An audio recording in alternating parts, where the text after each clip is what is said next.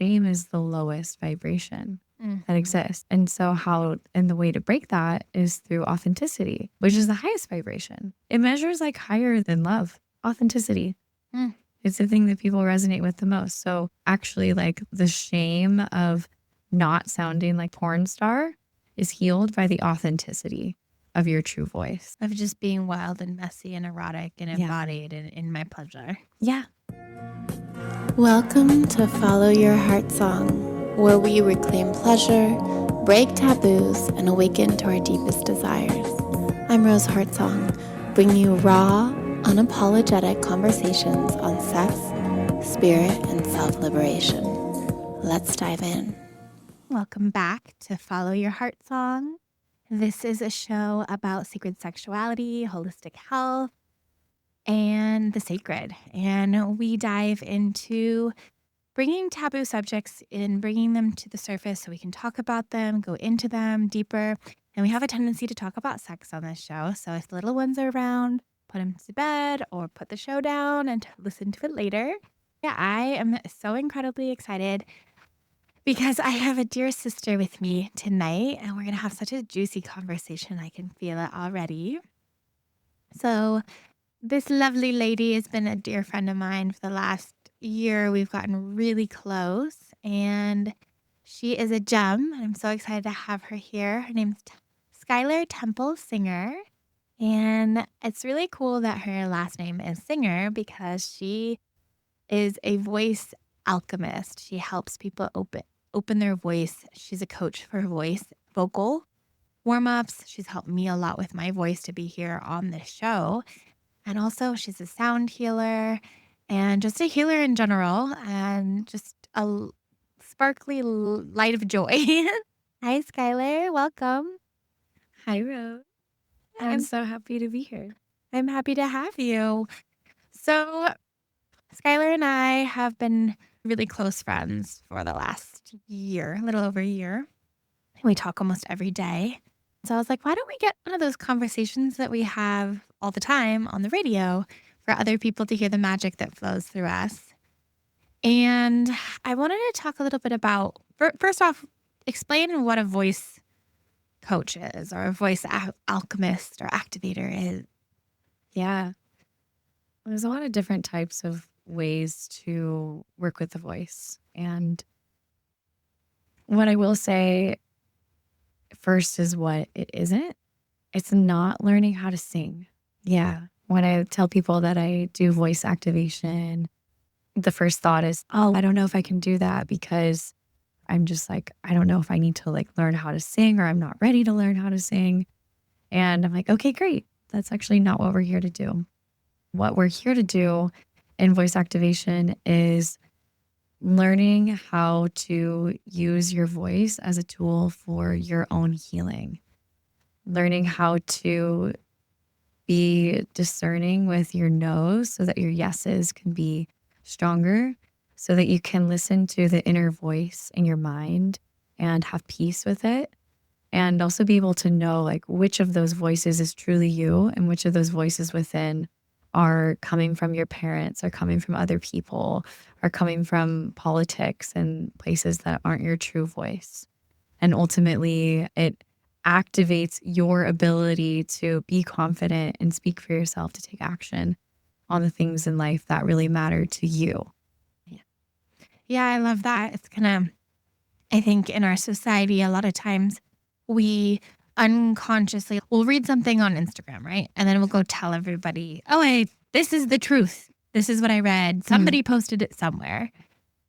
And I think we don't really live in a society where we're thoughtful about what we talk about or what our truth is. We don't ask ourselves a lot of time, like, is that true? Or is that just something I heard from somebody else and I'm just repeating it and just reproducing a story that I heard that is in alignment with me? And I love that you say that because I think one of the gifts of it is like really slowing down and asking yourself, what is your truth? And how do I use my voice to express it? It's really interesting that you say that because from a primal survival standpoint, we actually do need the stories and things that we hear from other people.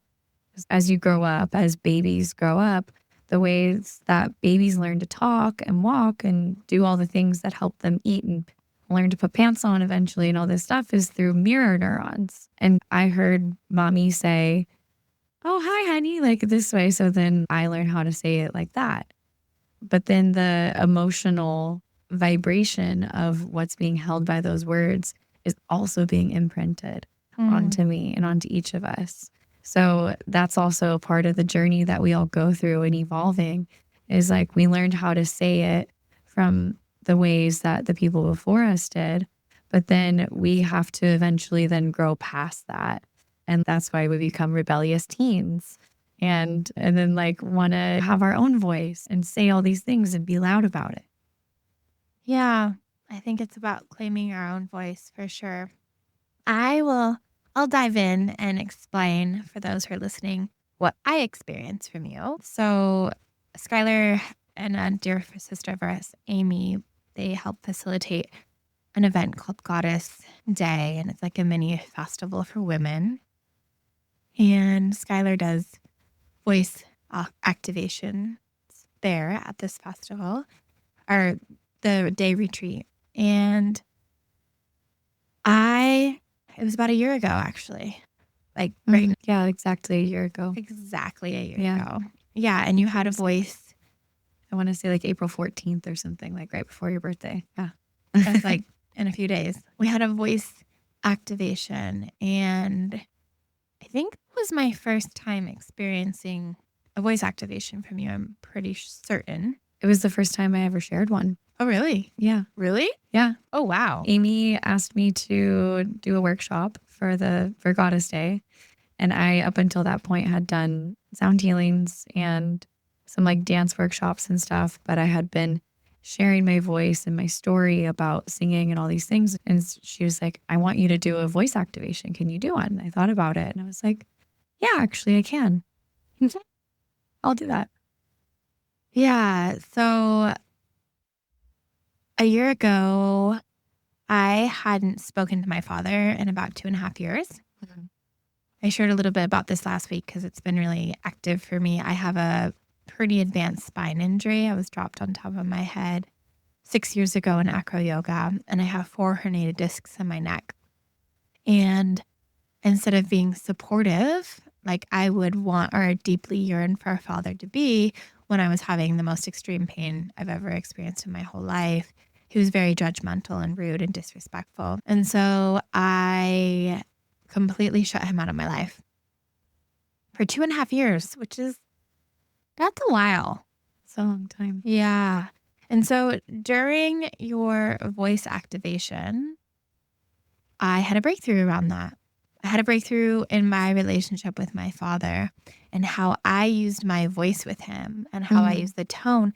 It's so interesting that you're saying this because it's even clicking in right now, is I had spoken with my father in the tone in which I saw my mom speak with my father growing up, because that was what was imprinted into me. And then because of that, he would get triggered by me as if I was my mother. Yeah, totally. Because I look like her and I sound like her and I have the same tone that she had ingrained into me through childhood.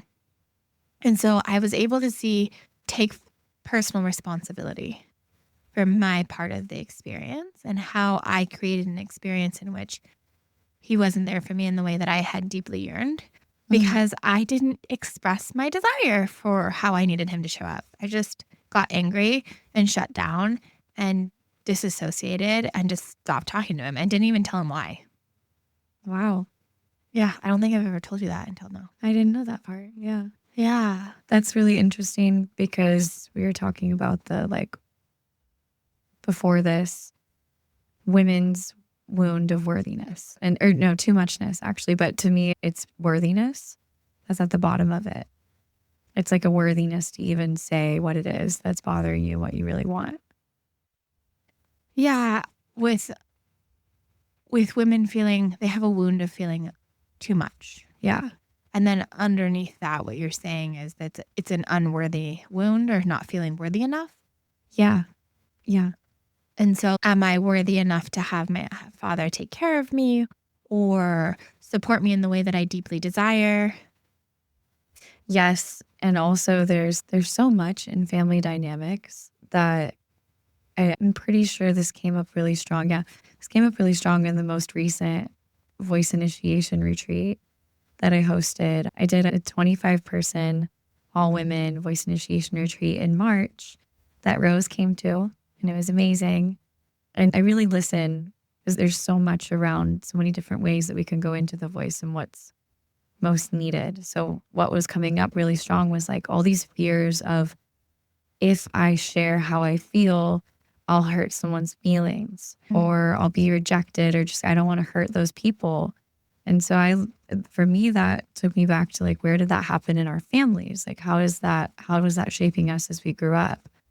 I know that for me and my own family, a big thing that I got really upset about and got loud about, and then sometimes didn't talk about at all, and just took distance from my family, and then eventually came to a healing with, was, why aren't we talking about the things? Like, why do we have to pretend like everything's okay? And that for me was the hardest part. And it would happen in just the littlest areas of life and also the biggest. And I know that's a big theme, especially between generations, of like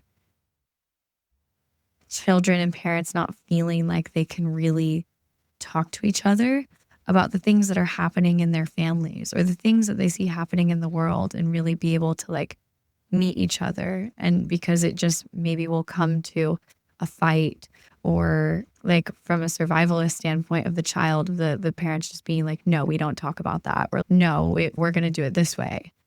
It's my way because I said so. Yeah. Yeah. So maybe you didn't say something to your dad because even though you don't rely on him for survival anymore, there's a part of you I can just take this on my own and I can figure it out myself and not compromise the relationship, even though what you were doing was like cutting off the experience. No, I learned from my mom, who was a feminist, who I think the feminist movement was a beautiful reckoning and it needed to happen. And it was important and necessary to shift the cultural narrative for the planet. And I think there's also a lot of destruction that came from it, where women became more like men. Yeah. And they got really harsh and jabby and disrespectful and mean and cruel. And I don't believe in that. It's something I've had to unprogram outside of myself and learn to be honest and vulnerable and authentic and real and not rude or jabby, which I learned a lot from Alison Armstrong's work, The Queen's Code. I've read that book 17 times. I read it because he told me to.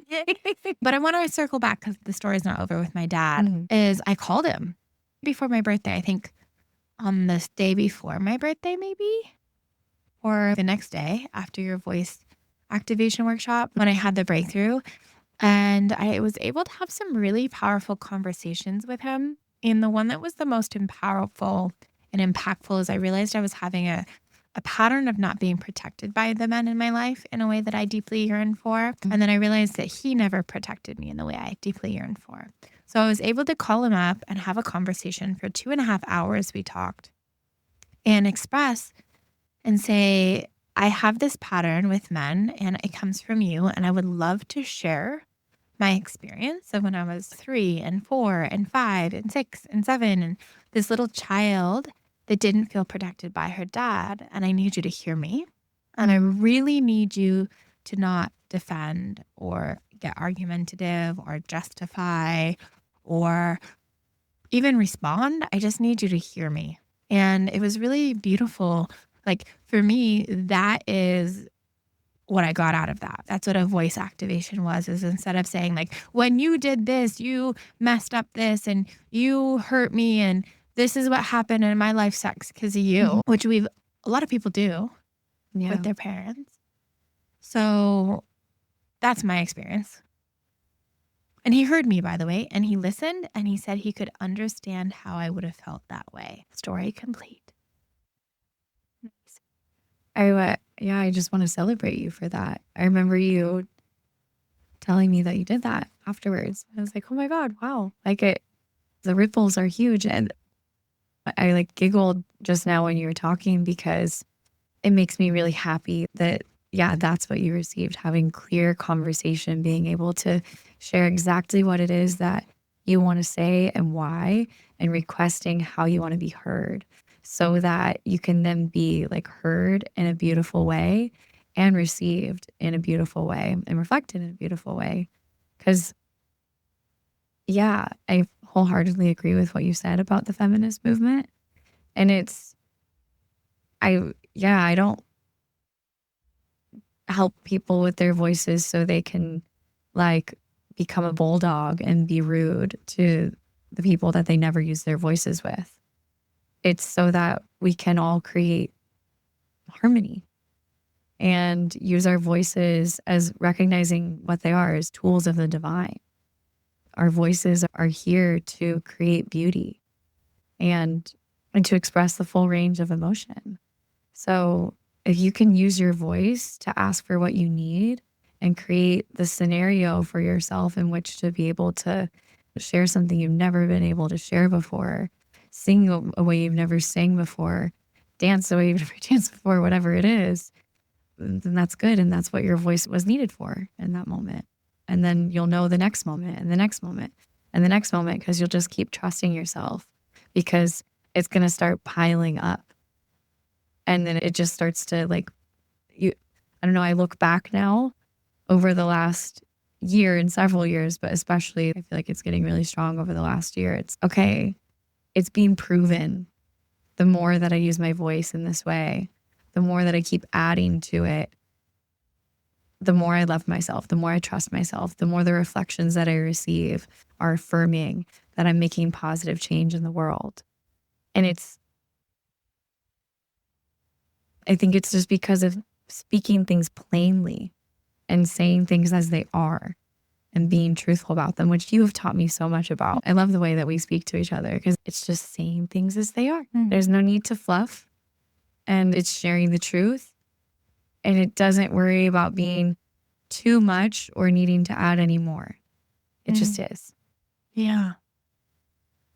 We accept each other for who we are, and if we're both Aries and both generators, and we both be a little feisty. And in the moments in which it's not happening so much anymore, knock on wood, but I think it's because we're getting to know each other better and how to communicate more effectively, and we hear each other's feedback so gracefully. But when you were saying that, it was really actually making me think about the vocal cords and the cervix. And if you're listening right now and you've never seen the photo of the vocal cords and the cervix, Google it, because they are incredibly similar looking. And one of the things that I felt with my voice and overcoming my voice is allowing pleasure to be expressed through my voice. And I know that in the past, when I wasn't fully erotically embodied in my pleasure, and I would not express with my voice when I'm experiencing pleasure, that my orgasms weren't as good. And I think one of the reasons I'm making up, I don't know if this is true or not, but my makeup is that one of the reasons our voices have, as women, has been suppressed is because suppressing our voice also suppresses our turn on. Yeah.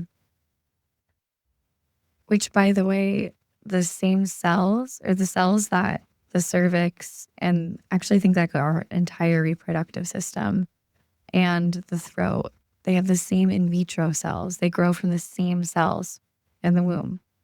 Like they don't just look the same. They grow from the same place. Like they originated at the same time.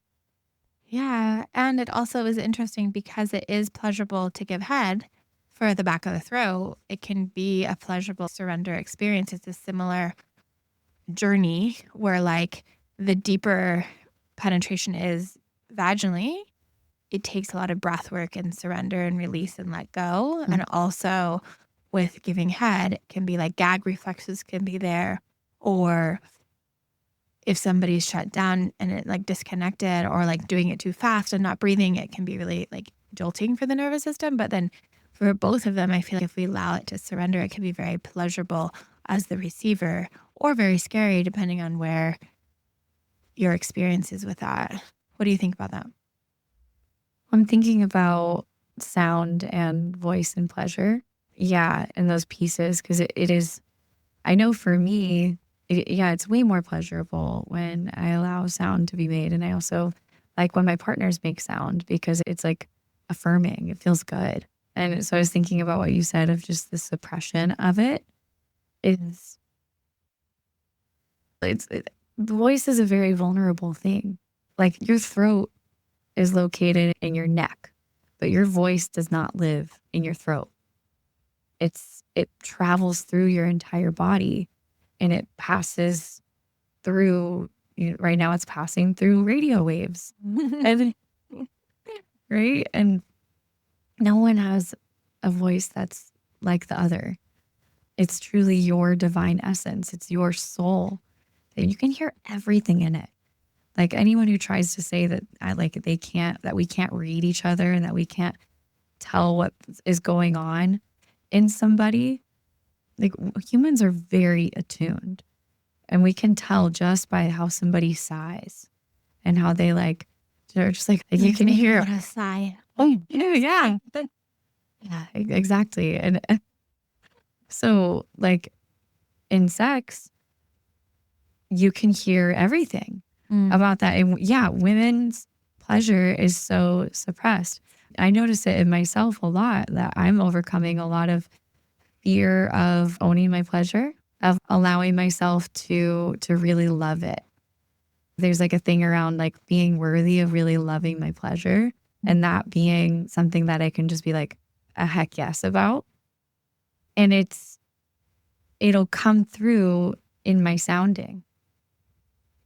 If that makes sense. No, explain more. Like when you do sound vocal warm-ups and stuff? No, in sex, actually. In sex. Like just in my capacity to allow sound to just be there. Yeah.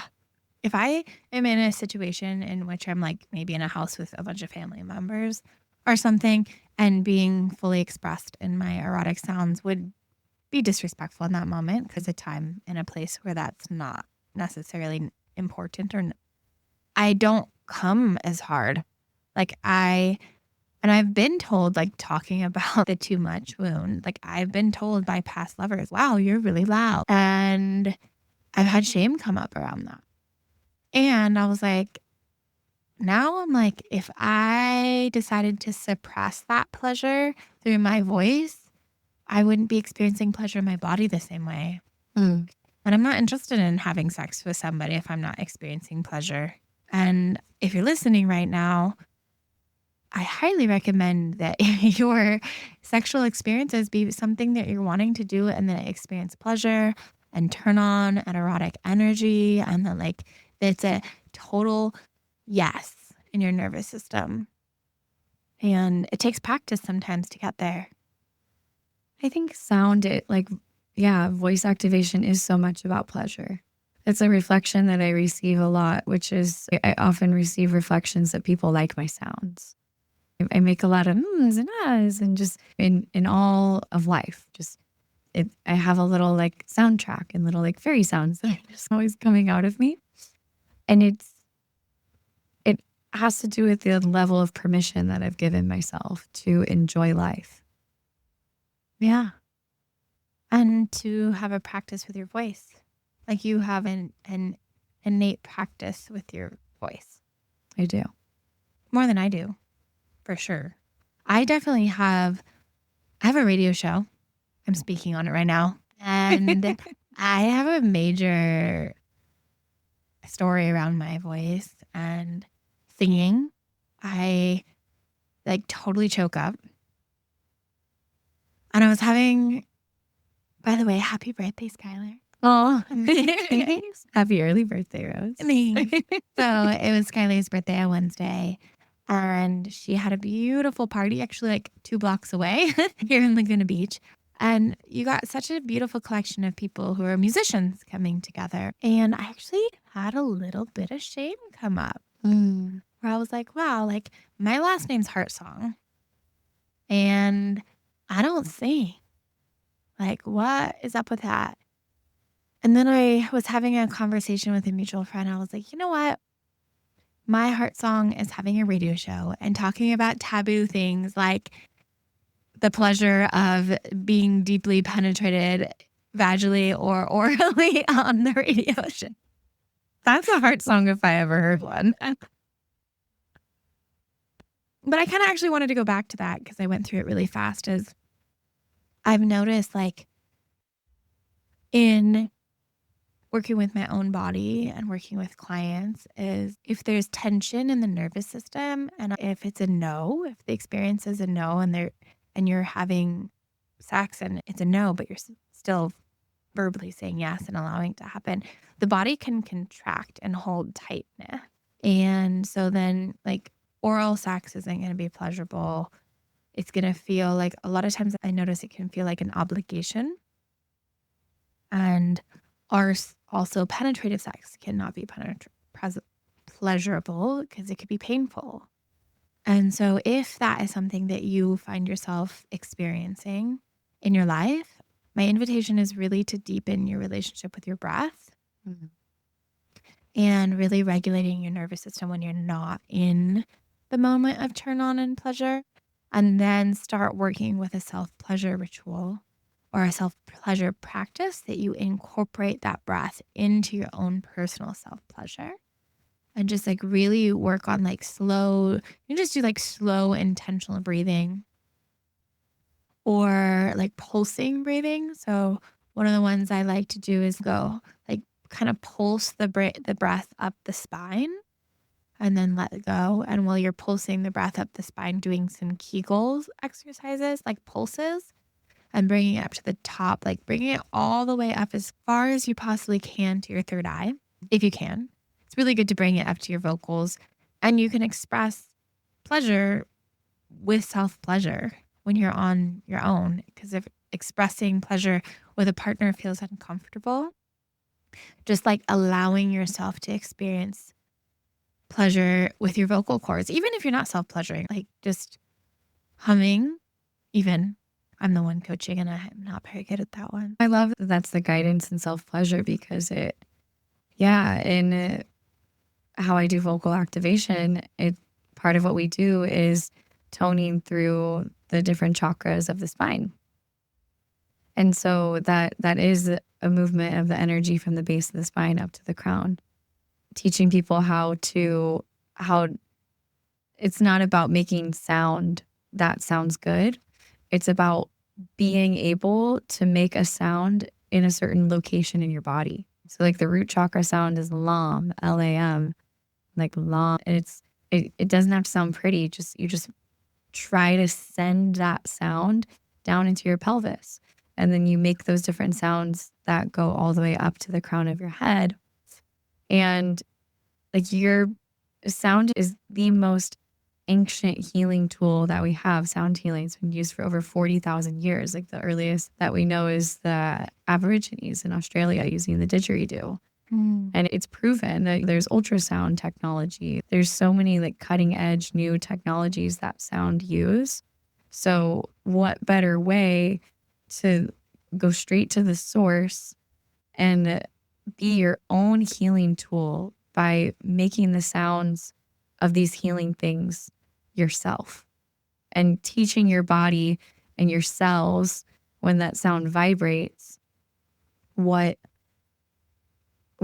health sounds like, what pleasure sounds like, what truth sounds like, what confidence sounds like.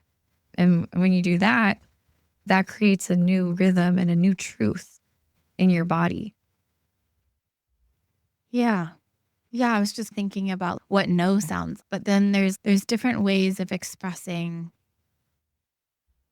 Trying to find the words to explain what I'm feeling right now. Maybe it's not words, maybe it's just sound. But like you can say, no, thank you, I'm not interested in that. Or you can just say, no, I'm not available. No, I'm not available. That's a no from me. or heck no, get away. Or there's so many different ways of expressing yourself. And I think if we grow up in a childhood in which your no is not accepted, then it's going to be more timid at first. And then maybe it can go to the other end where it can get really feisty, I think. And maybe that's not the best either, but really just coming into like true, no, I'm not available for that. And not having to explain yourself or justify it or give a reason or validate it. Yeah, no is a full sentence. Yeah. You don't have to give any reason. I was also thinking about porn and how a lot of times I've heard women in their pleasure and I don't feel like they're actually in their pleasure. It's performing. It's a performance pleasure and it's what they think they're supposed to sound like. And I like when you were saying about how it doesn't have to sound perfect or pretty. Sometimes like erotic, blissful, orgasmic, epic ecstasy is like primal. Yeah, that's the best. And can sound intense sometimes. Yeah, And that's okay. it's super okay. Yeah. I remember I'm having a memory of shame come up around my voice and pleasure because I've worked through this one. I was living in Baja for 2 years during COVID. And I had invited my cousin to come and stay with me. And I think she had just turned 18. And I had right when she came to stay with me, I think it was like in 21, I had just started dating this guy. And when she was in the house, I was keeping myself quiet and not being too loud sexually because she's 18 and I don't know, I didn't feel comfortable yet. And I also had some shame around it too. And I remember I thought she was out. And so we started having this wild, loud, crazy sex. And then she came home and I didn't hear it. It was so loud, I didn't even hear the car. And I remember when I found out that she was there, like having so much shame wash over me. But then like work through it and sit with it. I think one of the things people do with sex is then they shame. And if you're experiencing shame, it's important to sit with it and just let it be felt and let it wash over you and channel through you. And then it can be released. And then we had to talk about it and we just kind of laughed and it was what it was. And it was fine. It wasn't a big deal. Maybe I gave her an unconscious permission slip to experience pleasure in a louder way. Because now I'm at that point where I'm like, if the neighbors hear me, then I hope I inspire them. Yeah, maybe they like the soundtrack. But yeah, the voice is important and sound. Something that is also really big with me and the voice is also when you activate your voice, you also give yourself permission to be silent, permission to not speak. Like it's also, I think that comes through in the practice of just no versus no because this and this and this. It's like deleting all the people pleasing. And yeah, I have found that in shadow states, so like unbalanced states of life, we have either repressive or reactive nature. This is something Richard Rudd talks about in all the Gene Keys, which has really helped me.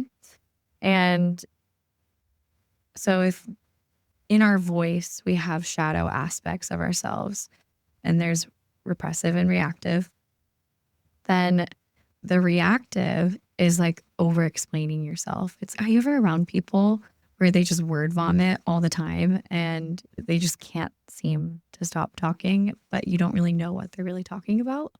I used to be that way. Yeah, I was that way all the time because I was filled with anxiety. And I also it's because I wasn't connected to my true voice. It was like I was always trying to find the right thing to say. And I'm sure that was connected to a wound of enoughness, right?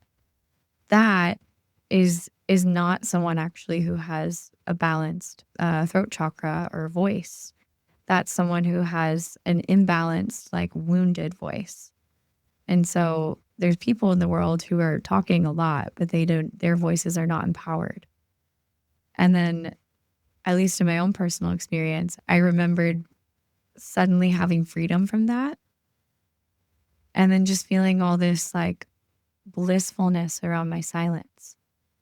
And now I can be in a group of people and not need to say anything.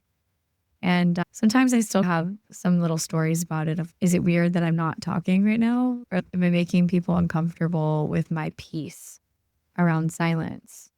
But then I just come back to my heart, come back to that. And then I realize that it's all okay. Anyway, I guess that's a way that I find pleasure in the silence of having a voice, of knowing that it's there, but I don't have to use it. Ooh, actually that closes a loop for me, just in terms of the shame that you felt at my birthday party with the music. I was just talking about this a couple of days ago with a friend, is every person's part is important in a song circle. In that case, we were singing music. Some people were singing, some people were playing guitar, some people were talking, some people were just hanging out. And it's your silence is just as important as your participation. And you don't have to sing. I also was the one guiding the party. So I was using my voice in that way. I'm like, we're going to eat now. We're going to do this now. So I did use my voice in that way. And I think that's what I learned from that party is like when the shame came up. When shame comes up in my nervous system, I like to sit with it and get curious about it. Same with jealousy. They're both very potent emotions in the human experience. So I was like, okay, what's this about? And I was like, oh, this is where that's when I had that shame and I got curious about it. That's when the clarity came that my voice is being on this radio show. That's where I give my medicine to my voice.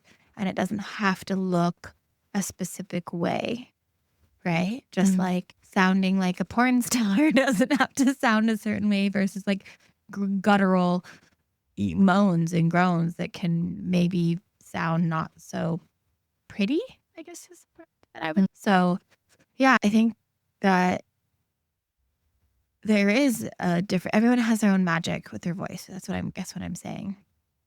I'm getting so curious about shame. Shame is a powerful emotion. Yeah. And also all the different ways that it manifests. I think, is this in the 7 powers of the ego? Like the different ways, or is this something else? I think we've talked about this before. No. Oh.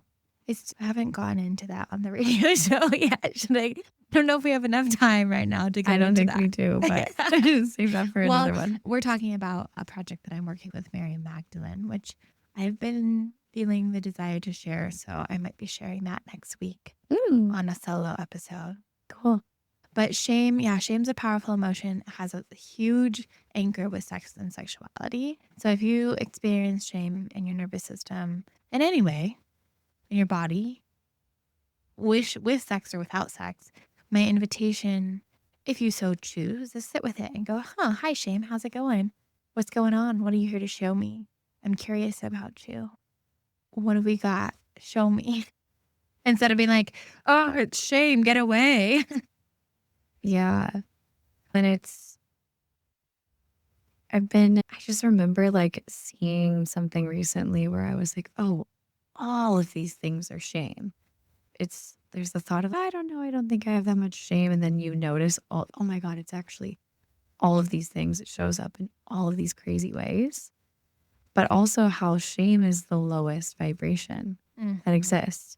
And so and the way to break that is through authenticity, which is the highest vibration. It measures like higher than love, authenticity. It's the thing that people resonate with the most. So actually like the shame of not sounding like a porn star is healed by the authenticity of your true voice. Of just being wild and messy and erotic and embodied in my pleasure. Yeah. Yeah. Exactly. Which is good. Yeah. It hurts my heart when I hear a woman expressing her pleasure in a non-authentic way. It makes me want to go shake and be like, girl, let yourself feel. What are some other ways that women inauthentically express and use their voice? I think it's a disconnection from the truth. Like, I was out with a woman a couple months ago, and this guy came up to us and started talking to us, and she was uncomfortable with it, and I could tell. And instead of expressing like clarity, being like, actually, please don't talk to me, I don't feel comfortable with this, she just was like, oh, our friends are over there, and walked away. And that made me feel really uncomfortable. And that was another like inauthentic. She like wasn't being truthful, right? Oh, another one, actually, one of the ladies that I studied under my sex coach training, she has been sharing, she has an OnlyFans now, and she's been sharing a lot of like erotic content on her Instagram. And I was so impressed with her the other day, because just because she's showing erotic content on her Instagram doesn't give people permission to go after her or say anything they want to her. And she shared a screenshot of a voice message she had responded about, hey, I know that I'm erotically turned on Instagram and I'm being very sexual. That doesn't give you permission to talk to me that way. And a lot of women will block people or just ignore it and don't say anything. But I'm just going to say, be respectful. And I was like, wow, good job. Just because a woman is showing up sexual doesn't give anyone permission to say anything. There's a meme going around that I'm loving, and we're going to have to wrap up in a minute, but is something about like how women have been told that they have to be careful with what they dress, how they dress, because men can't handle themselves, but then lesbians can handle themselves. So it's not really about that. It's just that men have been socially conditioned to not be consensual. And that's been, oh, he's just being a boy. So I think the inauthentic thing is us women not communicating with our voices, the impact of what disrespect is on them. Yeah. I've just, as you were sharing that experience with your friend, in both of those experiences, I could feel the different ways that my throat closed up in those experiences. And absolutely one of those things is that fear of like, how is this going to be received? Is it going to be taken advantage of by a man? That's totally like a big fear installment from parents and from the patriarchy in general. And that doesn't mean from men. That means from the people who enforce the patriarchy, which is like, I think, a generation. It's been a couple thousand years. It's more than a generation. More than a generation. We're breaking it apart right now. It's dissolving, hopefully. Yes. I'm also the first year of Gen Z. So sometimes it just feels, I'm like, it's the generation. What's like through that? Like, I was looking it up. I think it's 3,000 to 4,000 years old. Yeah. That one, that thing. And I just lost my train of thought. We got to start rounding it up. Yeah. Okay. Rounding it up. What do you have voice? You do sound healer trainings. I do. And you do voice activations. Tell us all the juicy offerings that you have and how we can find you. Yes. So my name is Skyler Temple Singer. It's Skylar. And yes, that is my birth name. I was born to do this. So you can find me that way on Instagram, Skyler Temple Singer, also skylertemplesinger.com. And yeah, I have a sound healer training. It's a certification, 2 days long, that is called Intuitive Sound Healing Arts, learning the art of intuitive sound healing. You can find it on my website. You can reach out to me through Instagram. I also do one-on-one vocal activations. I'm going to have a 1-day virtual voice retreat coming up, most likely on May 10th. Stay tuned for that. You'll find that on my Instagram and my website. And you can also work with me one-on-one for voice activations, for energy healing and massage. And I also specialize doing body work on opening up the throat and scalp and helping energy move through the voice in hands-on energy and body work that way. And I'm located in San Diego. Yay. Yeah.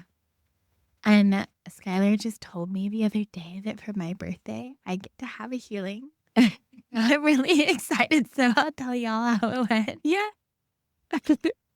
And then I wanted to share a friend of mine, Grant McCary, and I had him on a couple episodes ago all about BDSM. We're doing a tantric BDSM 101 workshop on April 26th. and it's on my Instagram, link in bio.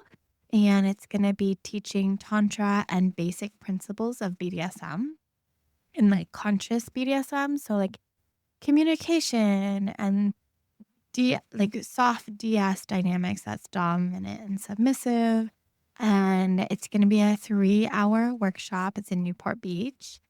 And it would be really amazing to have you guys there. If you can't find the link, please reach out to me on Instagram. It's Rose Heartsong, RoseHeartsong. And you are listening to KXFM, Laguna's Community Radio. And this is Follow Your Heartsong with Rose Heartsong. And I'm so grateful that you showed up tonight and listened. Without you, it would just be the listener, and it just made me, Skylar, hanging out in my house on the phone chatting. So we're so grateful to have you here. Thank you for coming in this juicy conversation. Reach out to either one of us if you had any inspiration or breakthrough from it. And we are so incredibly grateful to have you here. Have a beautiful night. And we will see you next week at 9 p.m. for Follow Your Heartsong. Good night. You felt that, didn't you? Let it sink in, take what you need, leave the rest, and always trust yourself. If this spoke to you, please follow, like, and share. It helps the message reach those who need it. Stay wild, stay free, and keep following your heart song.